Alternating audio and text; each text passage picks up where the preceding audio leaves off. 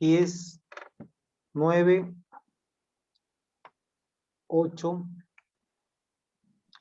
¿Qué tal, amigos radioescuchas de Radio M12 a través de Radio WAP? Muy buenos días tengan todas y todos.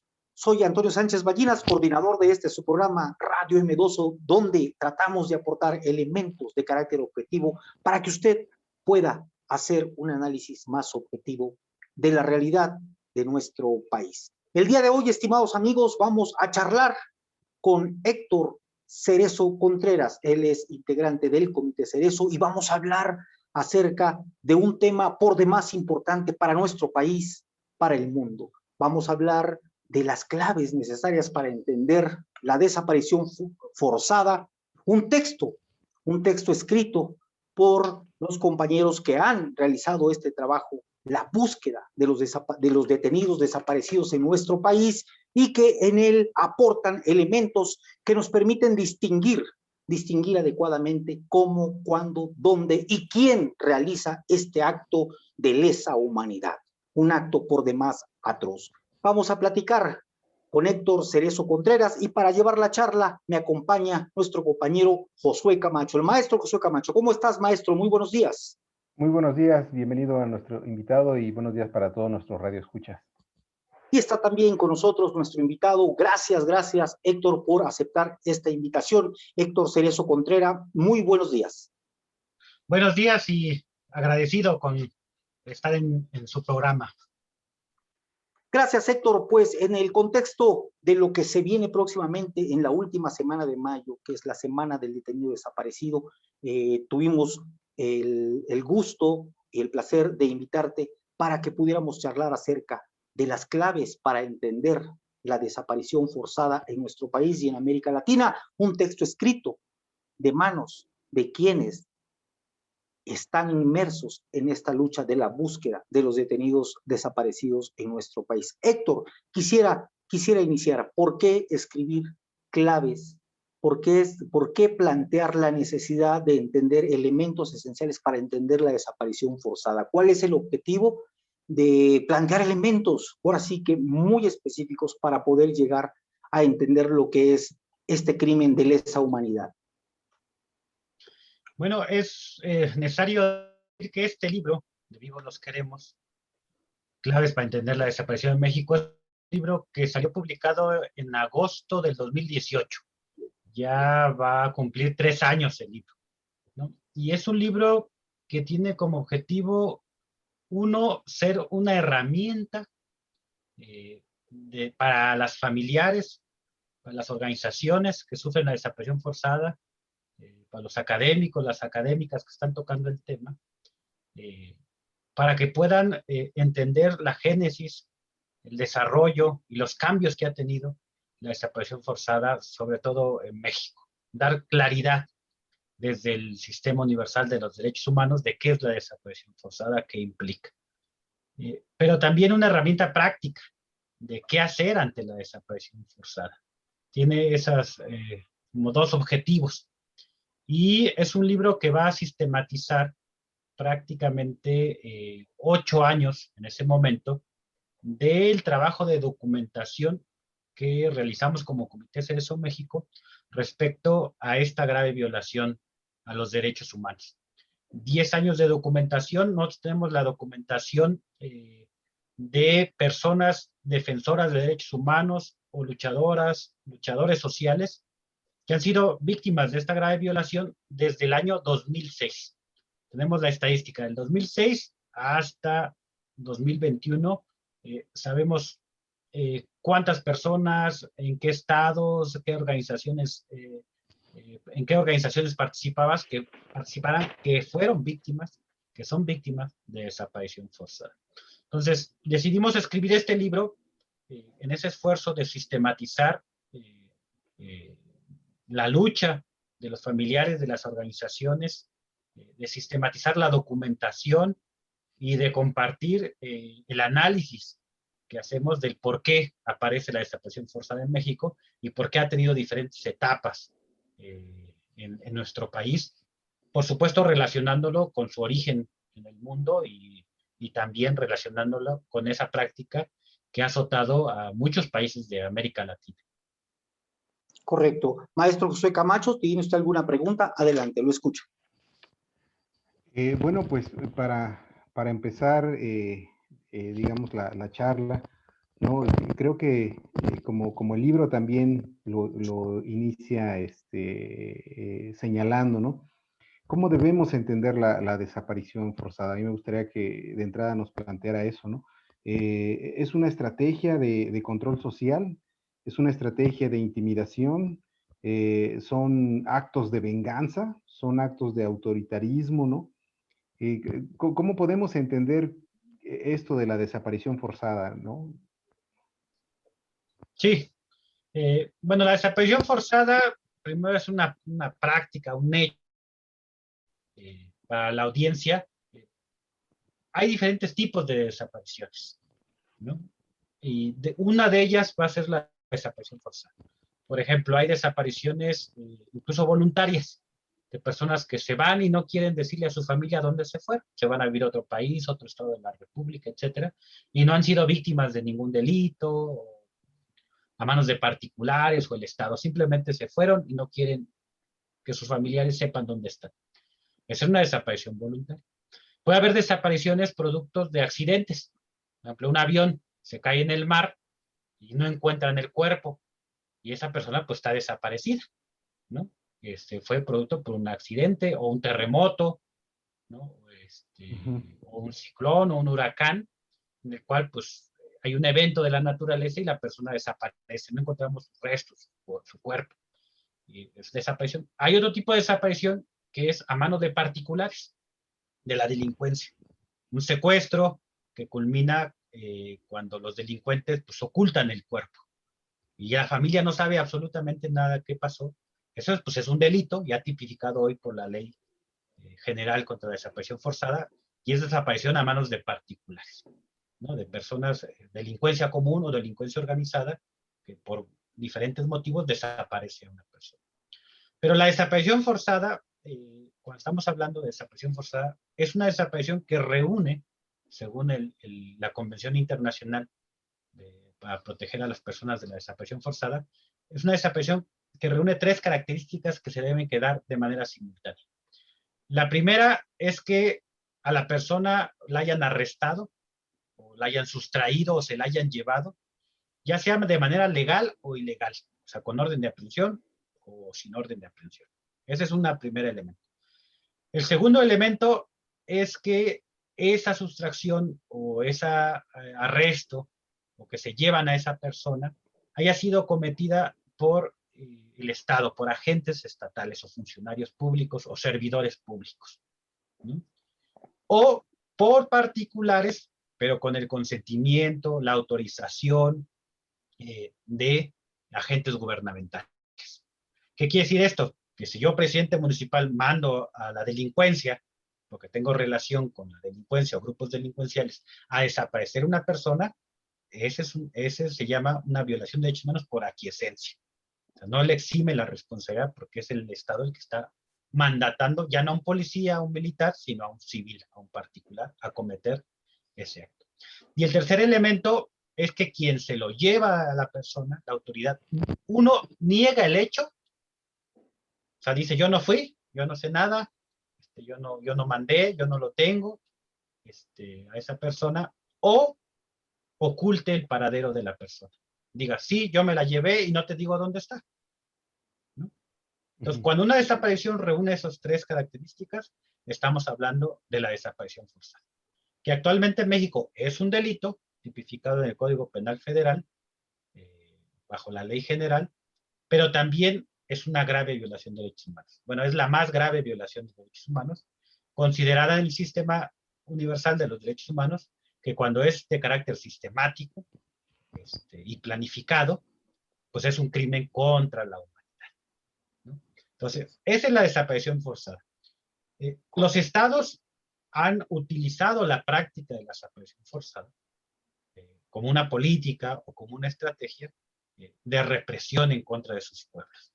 El origen, pues, es la Alemania nazi, el decreto Noche y Niebla, donde legalmente los nazis hicieron pues revistieron de ley esa práctica para desaparecer a a judíos, a gitanos, a comunistas, anarquistas, a todos los que ellos consideraban opositores políticos o por motivos raciales. Y esa práctica se va a trasladar a Argelia, los franceses, y luego esa práctica se va a trasladar a Estados Unidos, en Vietnam, en Sudamérica con las dictaduras militares, en Centroamérica en las guerras internas, ¿no? Y también en México, en los 60s, inicia esta práctica en donde los estados deciden como una forma de eliminar o neutralizar o desarticular a la disidencia política, desaparecerlos, ¿no? Y eso es uno de los elementos cuando decimos la desaparición forzada en clave contrainsurgente, es cuando va dirigida directamente en contra de movimientos opositores armados, o sea, las guerrillas, ¿no? En los 60, 70, 80. Y así inició el fenómeno de la desaparición forzada en México, dirigida a un sector políticamente disidente del gobierno en turno. Sin embargo, esta práctica no se quedó ahí, sino dicen, bueno, no solamente son opositores a nosotros los guerrilleros, sino también pues, los sindicalistas, los líderes campesinos, los líderes de colonos, todos los que se opongan a nuestras políticas, también muchos de ellos fueron víctimas de desaparición forzada a manos del Estado. Y en México esas dos características de contrainsurgencia y represión política se da, y a partir del 2006 Calderón inaugura otra característica de la desaparición forzada exportada de Colombia, que es la desaparición forzada por disciplinamiento y control social. O sea, masifico la desaparición forzada a los migrantes, a las mujeres, a los trabajadores, a las trabajadoras, o sea, la masifico con el objetivo ya no solamente de generar parálisis, terror, miedo o desarticular a una organización o a un conjunto de organizaciones, sino a la población en general. Que estás organizado porque estás organizado, y si no estás organizado, para que no se te ocurra jamás organizarte. El objetivo de la desaparición forzada, ¿cuál sería? Ya tenemos, ya nos has planteado, digamos, quién lo hace, pero ¿cuál sería, digamos, el objetivo de desaparecer a un disidente político? ¿Cuál es el fin del Estado en ese acto? ¿Desaparecerlo para qué? El disciplinamiento, el ejemplo, pero ¿qué lleva? ¿Cuál es el fin último de este acto? Sí, de manera inmediata va a generar terror. Ya no miedo ni pánico, terror. Y el terror paraliza a las familiares, a los compañeros o compañeras de su organización. El que se lleven a un familiar tuyo o a un compañero y no sepas dónde está, eso te va a causar terror. E incluso a las organizaciones, pues vamos a ver que la misma documentación, por ejemplo, del 2006 a la fecha, está el 60% de las víctimas de desaparición forzada en contra de personas defensoras, estaba dirigida en contra de dirigentes, fundadores o coordinadores de organizaciones. Una política de descabezamiento. ¿Por qué quieren descabezar a las organizaciones? Porque saben que con eso inhiben la participación política de las propias organizaciones. Entonces es una forma de destruir, de desarticular a los movimientos sociales, la desaparición forzada. Hacer esto implica también para el gobierno seguir en sus políticas económicas a placer, sin disidencia, sin alguien quien se oponga a los dictámenes, digamos, que están dando dentro de una nación, afectando a la mayoría de la población. Queda claro en esta primera parte lo que nos has comentado, Héctor. Vamos a ir a un corte, estimado Radio Escucha, y volvemos.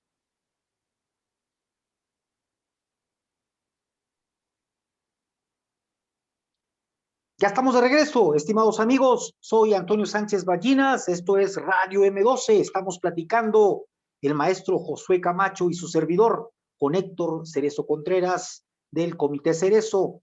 Estamos hablando de la desaparición forzada. Héctor, me gustaría que nos comentaras, que nos platicaras acerca del fenómeno de la desaparición forzada en México, cómo lo viven las familias, qué representa para una familia tener un desaparecido en este país, en términos económicos, políticos, sociales.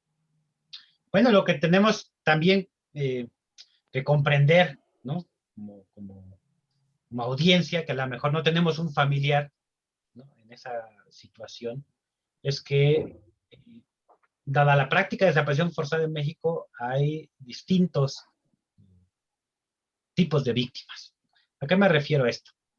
Que hay víctimas, hay familiares de víctimas que su hijo, su hija, o su papá, o su mamá estaban inmersos en un movimiento social, un movimiento político disidente, ya sea armado o no armado, en contra de las políticas de gobierno. Tú bien lo decías en la primera parte, ¿no? Ahora sí, pero ¿por qué los estados cometen las desapariciones forzadas? Pues sí, en el fondo hay una razón económica, una política neoliberal, que en las dictaduras militares de Sudamérica se impuso el neoliberalismo mediante las dictaduras militares y con la práctica de desaparición forzada. Aquí en México exactamente es igual. Entonces va a haber víctimas o familiares de víctimas que son conscientes de que su familiar fue víctima de desaparición forzada por motivos políticos, por su actividad política. Pero también, y esos son la mayoría de los familiares de víctimas en la actualidad, pues tenemos a los papás, mamás o los familiares de los migrantes, que no fueron desaparecidos por su militancia política, sino porque obedecía a una orden, a una política de Estados Unidos de frenar, disminuir el flujo migratorio. Y utilizaron la desaparición forzada, las ejecuciones, las torturas, las violaciones para inhibir, y lo lograron estadísticamente, el flujo de migrantes, sobre todo de Centroamérica, hacia Estados Unidos. Entonces vamos a tener familiares que son, que sus hijos migrantes o hijas sufrieron eso. Pero también te vamos a tener jóvenes, el 60% de la desaparición en México son jóvenes, ¿no? Jóvenes que están en edad productiva, jóvenes pobres la mayoría, que fueron víctimas de desaparición forzada, no por militar en ninguna organización político-social, sino porque estaban viviendo en territorios que necesitaban ser controlados, ya sea mediante los militares o los paramilitares, y fueron víctimas de desaparición. Otros que fueron víctimas de desaparición por el objetivo de desplazar, el desplazamiento forzado. Chihuahua, 3 municipios, Valle de Juárez, desplazaron más de 250,000 personas para construir el principal puente transfronterizo México-Estados Unidos, y para eso utilizaron el terror, entre ellos la desaparición forzada, para que se desplazaran 250,000 personas y abarataran las tierras y las empresas compraran esas tierras, bien baratas, ¿no? Y ahorita hay corredores industriales, turismo, etcétera. Esa es la razón. Entonces tienes a familiares de víctimas, pues que su familiar simplemente por vivir en un determinado lugar que fue focalizado como interesado, bueno, que fue, pues estaba en la mira de las grandes empresas, pues por eso fueron desaparecidos, ¿no? Entonces, la desaparición forzada en México, a partir de 2006, que se masifica a otros sectores de la sociedad, pues por eso tenemos cifras oficiales de 80,000, 90,000 desaparecidos, ¿no? Porque esa estrategia, esa política, se amplió y se masificó a mucho del conjunto de la sociedad. Correcto. Esto pasó en el sexenio estamos hablando de Calderón, de Peña Nieto, estamos pensando en esos sexenios. Maestro Josué, te escucho. Sí, la verdad es que yo me quedé pensando, ¿no? A partir de lo que nos comenta Héctor, como también lo señala el libro, que la verdad es que a mí me ha gustado mucho cómo va explicando las cosas. Ojalá también después nos pueda decir cómo puede estar disponible el libro para la audiencia, ¿no? ¿Por qué medios? Pero justamente me quedé pensando en la relación que tiene este fenómeno de la desaparición forzada con como también lo aborda el libro, con los grupos delincuenciales, ¿no? Pareciera que puede ser conveniente la existencia de estos grupos porque resulta muy fácil achacarles, ¿no? O culparlos de ciertas atrocidades que quién sabe si cometieron. A lo mejor en algunos casos sí, pero a lo mejor, como decía Héctor, en algunos casos incluso pueden no ser los directamente responsables, ¿no? Pero ahí explicaba también algo sobre los términos, ¿no? Con los que se explican las cosas. De repente pues se encuentran cuerpos en algún lugar e inmediatamente los etiquetan como narcofosas, ¿no? Entonces, pareciera que esto ya, ya libera un poco al Estado, digamos, de la responsabilidad, porque dice, bueno, esto es responsabilidad de un grupo criminal, ¿no? De un grupo delincuencial, ¿no? Entonces, o esto de, le dieron un levantón, ¿no? ¿Y quién fue? Pues quién sabe, ¿no? O ha de haber sido el grupo delincuencial que ahí anda, aterrando, ¿no? A la comunidad.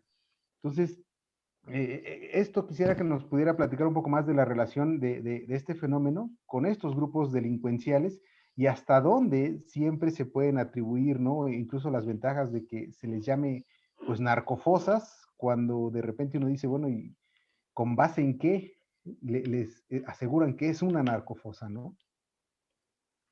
Es muy, muy importante lo que mencionas, Josué, porque recuerdo 2007, 2008, 9, 10, 11, 12, había una lucha por parte de los familiares y organizaciones muy importantes por nombrar lo que estaba pasando como desapariciones forzadas, no como levantones, ¿no? Por ejemplo. Y va relacionado lo que dices pues, con la narcofosa. Hoy sabemos, porque García Luna está preso en Estados Unidos por narcotráfico, ¿no? Y por ahí un militar de alto rango también estuvo un ratito preso en Estados Unidos por lo mismo. Hoy sabemos que los grupos de delincuencia organizada eh, tienen su origen en las entrañas del Estado, de una política geoestratégica de Estados Unidos y México para controlar territorios y poblaciones. Hoy sabemos que hay una colusión, o había una colusión entre los grupos, grandes grupos del crimen organizado, estamos hablando de los Zetas o de otros carteles, y el Estado mismo. Y que el Estado tiene dos brazos como una persona. Tiene su brazo derecho, que son los militares, la policía estatal, municipal, federal, y que también cometió desapariciones forzadas con sus fuerzas policíacas, directamente o militares o marina. Pero también el Estado creó en el proceso de militarización del país a los grupos paramilitares, que es la mano izquierda o la mano siniestra, ¿no? En el cual históricamente los grupos paramilitares son creados por el Estado para evitar o eludir la responsabilidad de derechos humanos. O sea, Actial 1997, ¿cuál era el discurso del Estado? Pues indígenas se pelearon contra otros indígenas, indígenas masacraron a otros indígenas y es un pleito intercomunitario. Hoy sabemos, porque ese caso ha llegado a la Corte Interamericana, que fueron militares que se dieron de baja, que entrenaron a indígenas, armaron indígenas y coordinados con el Ejército y Policía Federal, Estatal y Municipal, cometieron la masacre de Acteal como una política contrainsurgente. En ese entonces en contra de las bases de apoyo del Ejército Zapatista de Liberación Nacional.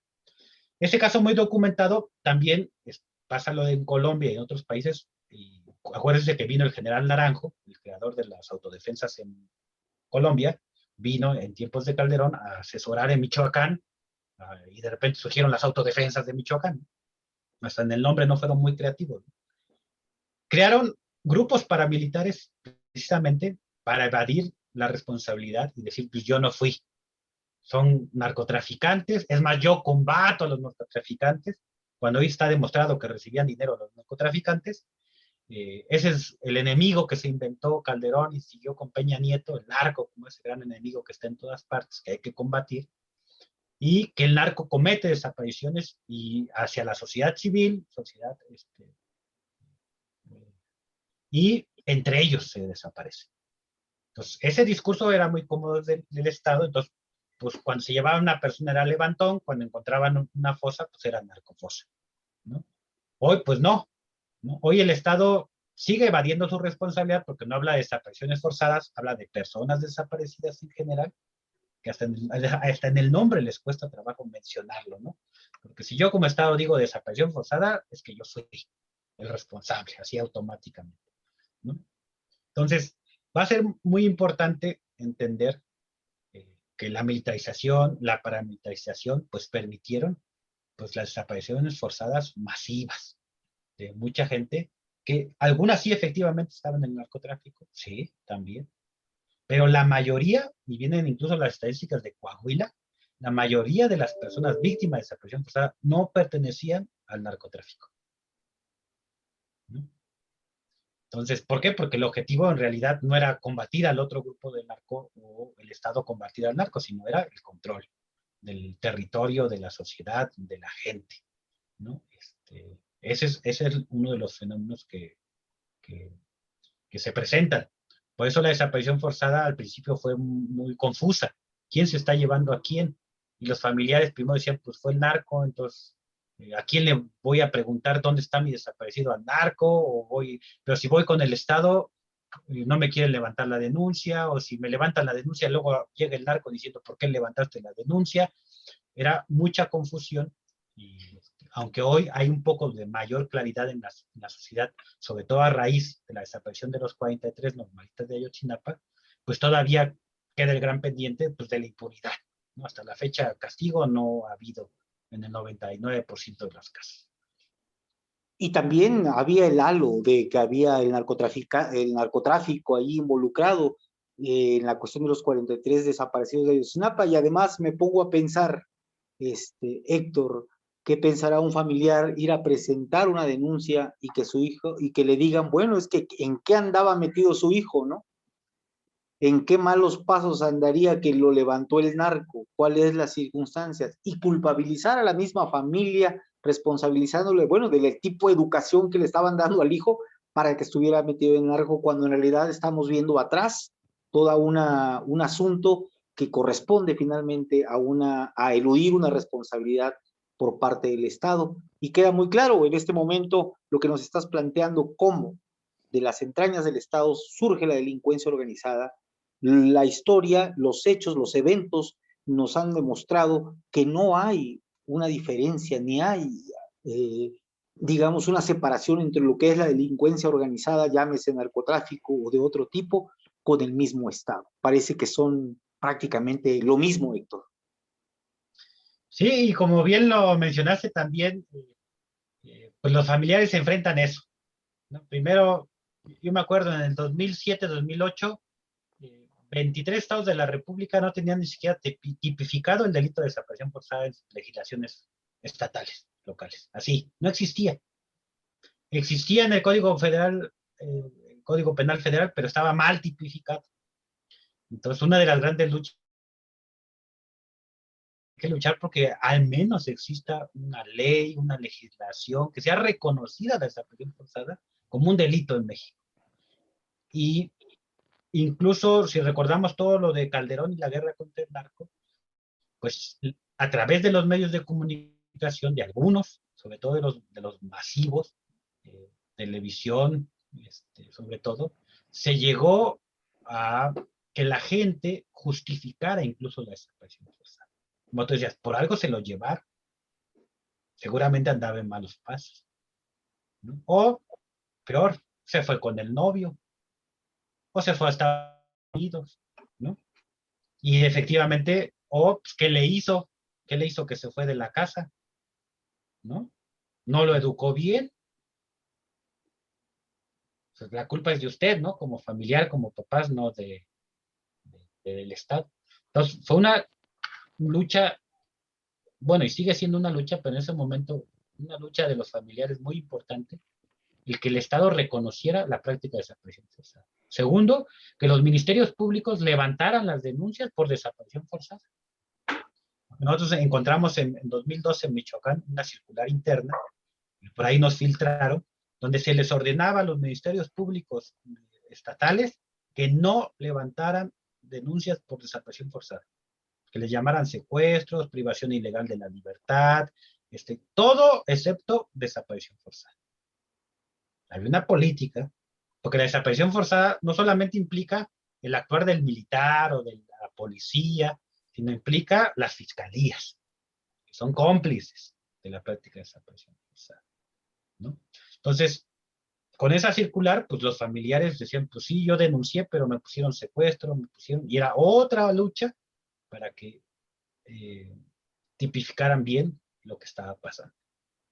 Entonces, el familiar se va a enfrentar a eso, y luego se va a enfrentar a la criminalización no solamente pública, sino a sus propios vecinos, Ah, pues si lo llevaron, pues no te juntes con esa familia. Anda en malos pasos. Entonces el aislamiento social, ¿no? Dentro de las familias empiezan a echar la culpa, porque pega cuando le dicen, pues es que no lo educó bien, es que ¿por qué no le dijo que llegara temprano? ¿Por qué no andaba así con sus hijos y hijas? ¿No? ¿Por qué lo dejó ir a la fiesta? ¿Por qué? Etcétera. Y empieza la culpa en las familias y empieza también la ruptura, afecto, de cariño dentro de las familias. Entonces, la familia se enfrenta al Estado, se enfrenta a la sociedad, se enfrenta a sus propios familiares, y eso es lo terrible de la desaparición forzada, que nosotros decimos ya en términos más, eh, podríamos decir más exactos, pues rompe el tejido social. Es una completa desgracia para la sociedad la desaparición forzada. Héctor, estimado José, vamos a ir a un corte si me lo permiten, y regresamos.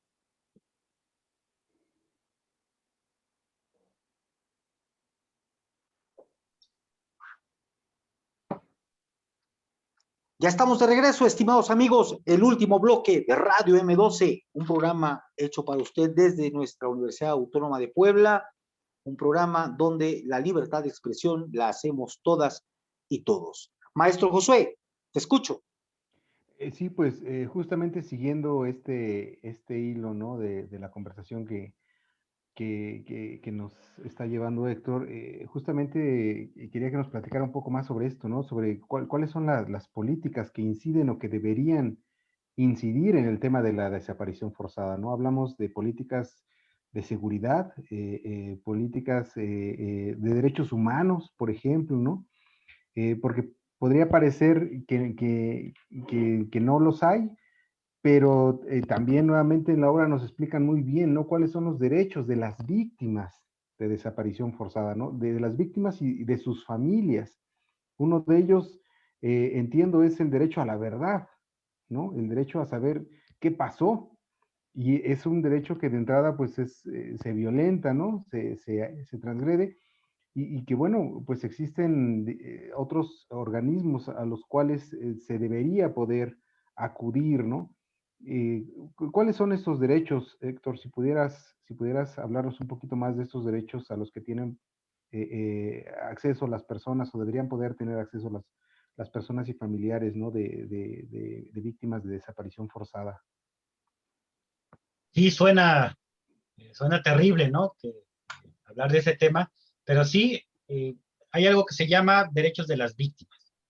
Y es algo relativamente nuevo, estamos hablando de los años 2005, 2006, 2009, 2012, donde se reconoce en el Sistema Universal de los Derechos Humanos que hay derechos específicos para las víctimas de violaciones a derechos humanos, incluyendo a las víctimas de desaparición forzada. En el marco internacional, podríamos decir, nuestra guía o nuestro marco, constitución internacional, es la Convención Internacional para la Protección de todas las personas contra la desaparición forzada, que México firma y ratifica hasta el año 2012. Ya entra en vigor. Pero esa convención fue producto de la lucha de 40 años de familiares peleando en la ONU, el Sistema Universal, para que se reconocieran sus derechos específicos.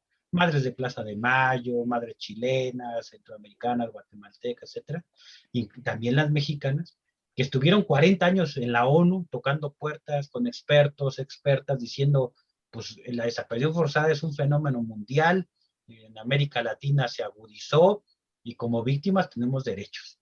¿Y cuáles son esos derechos? Te los decías, el principal es el derecho a la verdad, saber qué pasó con el familiar, ¿no? Ese es el principal. ¿Qué sucedió? ¿Dónde está?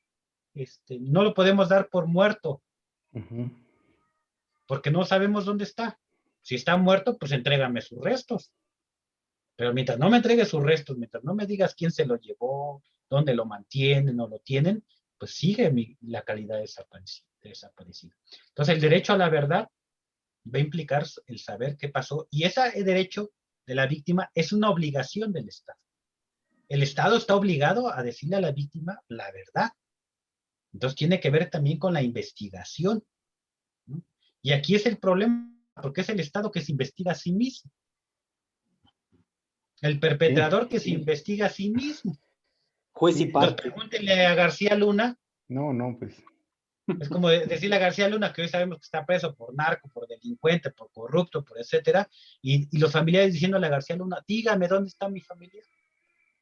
Cuando ellos fueron los autores de las desapariciones, que decían ellos, pues nosotros no fuimos, fue el narco, estábamos investigando, ¿no? Ujú. Y a la par, pues mandaba a amenazar a familiares, a hostigarlas, etc. Entonces, el derecho a la verdad. Y luego hay otro derecho humano que es el derecho a la memoria.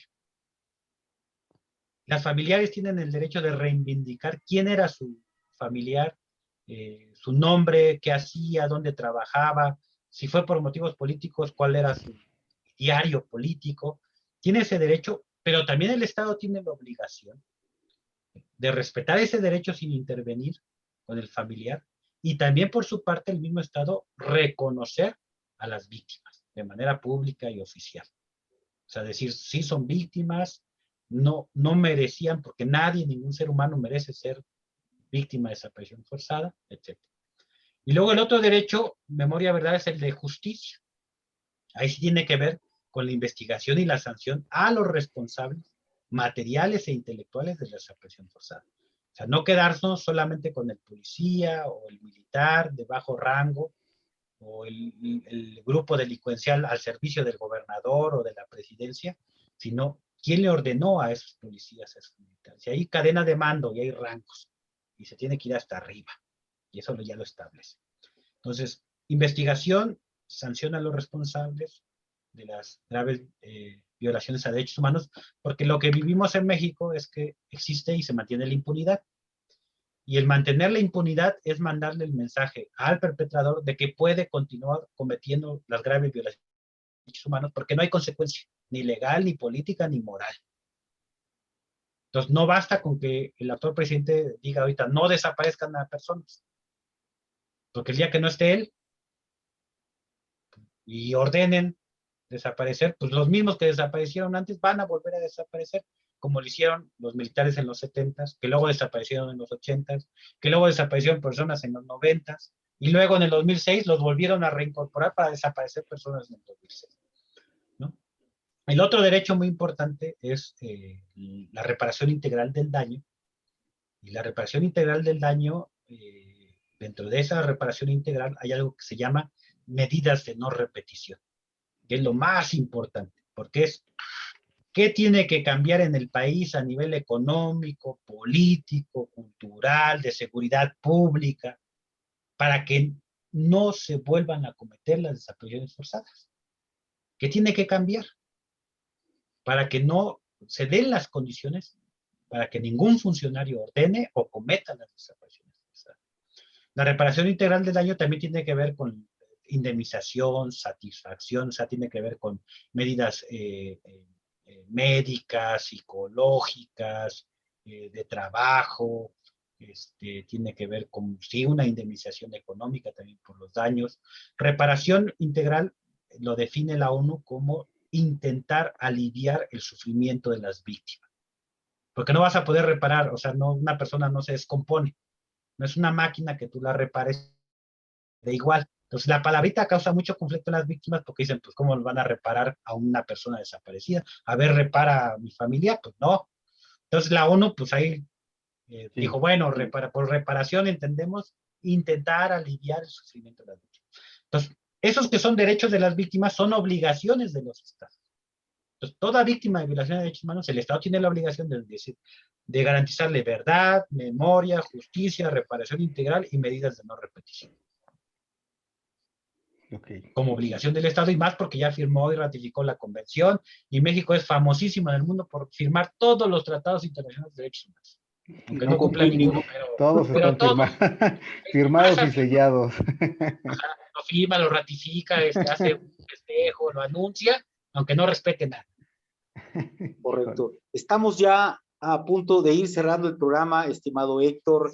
Y bueno, pues antes de ir cerrando, sí nos gustaría, como bien lo planteaba el maestro Josué Camacho, saber cómo, dónde y de qué forma, pues, se puede adquirir este libro tan importante, este trabajo tan importante que nos abre un mundo y nos muestra verdaderamente la realidad digamos, las entrañas de lo que es capaz de hacer el Estado mexicano, de lo que ha sido capaz de hacer el Estado mexicano, y de paso desmiente esta idea de que una cosa es la delincuencia organizada y otra cosa es el Estado. De alguna manera pone muy clara la idea de que la violencia ha estado emanando del Estado en diversas formas, pero hay un lugar de donde surge esta violencia, donde podemos adquirir, tener, ver, visualizar este trabajo literario que ustedes han realizado, Héctor.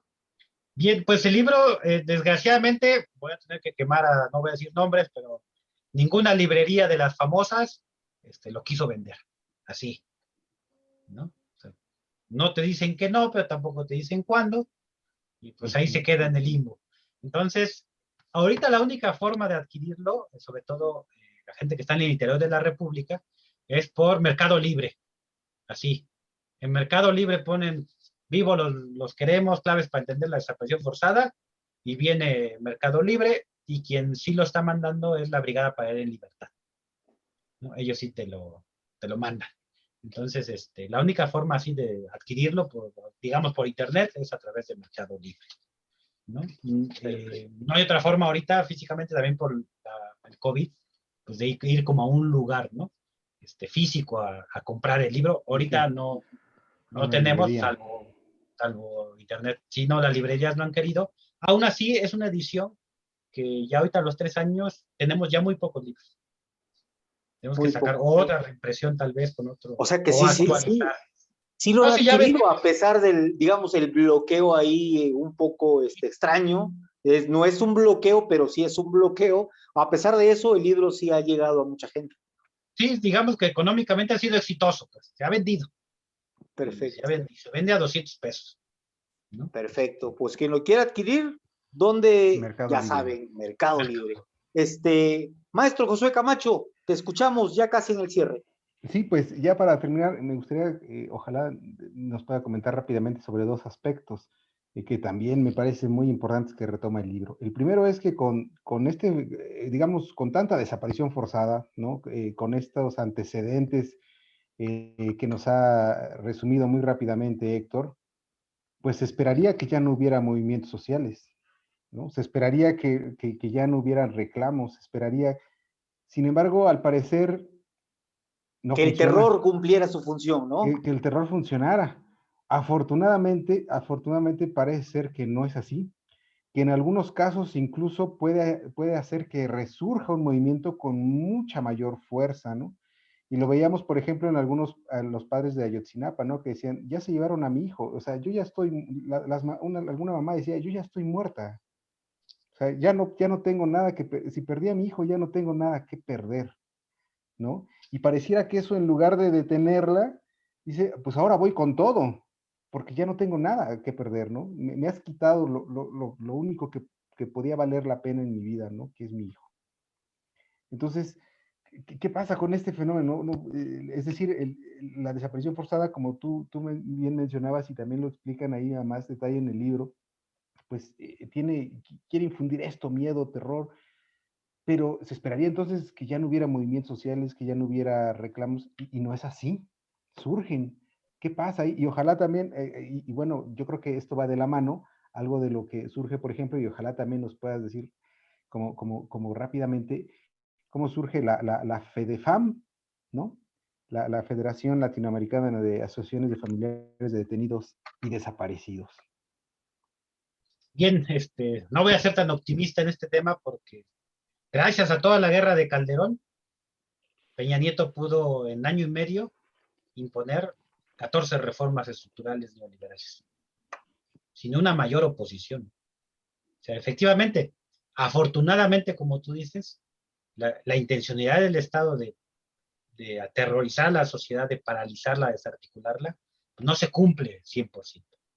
Siempre que hay injusticia, siempre que hay miseria, que hay opresión, va a haber un pueblo que organizado no va a protestar. Pero sí es importante mencionar que los últimos años de neoliberalismo en México se impusieron gracias a esa guerra contra el narcotráfico. Y sí golpearon a muchísimas organizaciones. Y hoy podemos ver que realmente son pocas los movimientos y organizaciones si los comparamos, por ejemplo, con los 90s. 94, 95, 96, 97, la algidez del movimiento popular, pues eran marchas de miles y miles. No tenemos ese escenario, ¿no? Y inclusive, con el mismo caso de Ayotzinapa 2014, comparemos las marchas 2014-2015 con las marchas de hoy, por el caso de Ayotzinapa. Ahora, sí va a haber, sobre todo en los familiares, esa decisión, esa constancia de permanecer con el tiempo, porque hay familiares que llevan 40 años organizadas, luchando por la presentación con vida de sus familiares. Y eso no se va a perder, eso van a mantener, ¿no? Pero también sabemos que para acabar con la desaparición forzada, no basta la lucha de los familiares. Incluso no basta la lucha de los familiares y sus organizaciones, sino es el conjunto de la sociedad que tiene que cambiar a un gobierno que decide en un punto desaparecer a sus ciudadanos. Esa es la tragedia, pues, que vivimos en México. Un Estado que decide desaparecer a sus ciudadanos, ¿no? Estamos tristemente llegando al final del programa. Héctor, queda una pregunta ahí. La breve historia de Fedefan es lo que entendí, maestro José Camacho. ¿Qué les parece si lo dejamos para un siguiente programa, para que podamos seguir charlando, si tú me lo permites, Héctor, la próxima semana? Bien, y ahí yo les sugiero que también inviten a Judith Galarza, mexicana, familiar de una detenida desaparecida, que ella es la secretaria ejecutiva de Fedefam. Correcto, pues vamos a hacer el esfuerzo de invitarla para poder hacer una charla más amplia y responder. Maestro José, le pido una disculpa, estamos ya sobre el tiempo, y quedamos pendientes para el próximo programa. Maestro José Camacho, muchas gracias. Al contrario, muchas gracias a ustedes, muchas gracias a Héctor por el tiempo y a la audiencia. Y nos vamos a ver la próxima semana. Héctor Cerezo, muchas gracias. Igualmente, gracias a ustedes y un saludo a toda la audiencia. Correcto. Bueno, estimados amigos, llegamos al final del programa. Soy Antonio Sánchez Ballinas. Por favor, pórtese mal, pero cuídese muy bien. Nos vemos la próxima.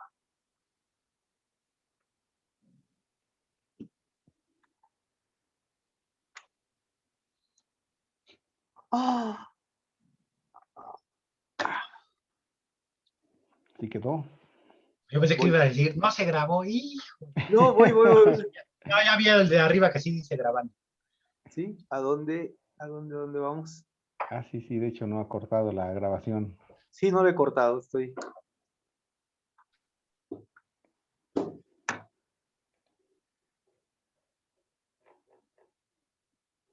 ¿Detener grabación?